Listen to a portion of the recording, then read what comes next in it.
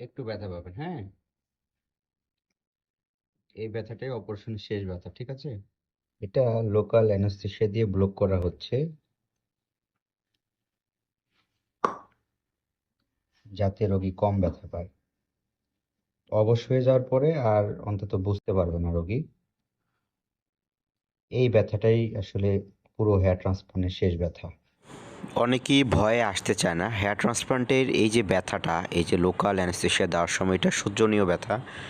অবশ হয়ে যাওয়ার পরে রোগী তেমন আসলে বুঝতে পারবে না যে আসলে কি হচ্ছে। কোনো সার্জারি 100% পেইনলেস না। কিছুটা ব্যথা তো অবশ্যই করবে, সহ্য করার মতো ব্যথা। আবার অনেকের আরও বেশি ব্যথা পায়। আসলে একেকজনের বডিতে সেনসিটিভটা একেক রকম। অনেকে আবার একটু কম পায়। তো ব্যথা অবশ্যই করে। আর এটা সহ্যনীয় ব্যথা, অসহ্যকর কোনো ব্যথা নাই। এই জাস্ট ব্লক হয়ে যাওয়ার পরে আর তেমন কেউ বুঝতে পারবে না। সো যারা হেয়ার ট্রান্সপ্লান্ট করবে অবশ্যই আমাদের স্ক্রিনে দেওয়া নাম্বারে যোগাযোগ করবেন। আমরা আপনার মাথার কন্ডিশন দেখে কি করণীয় বলে দিব। আর যাদের হেয়ার ট্রান্সপ্লান্ট দরকার নাই এরাও চিকিৎসা নিতে হবে।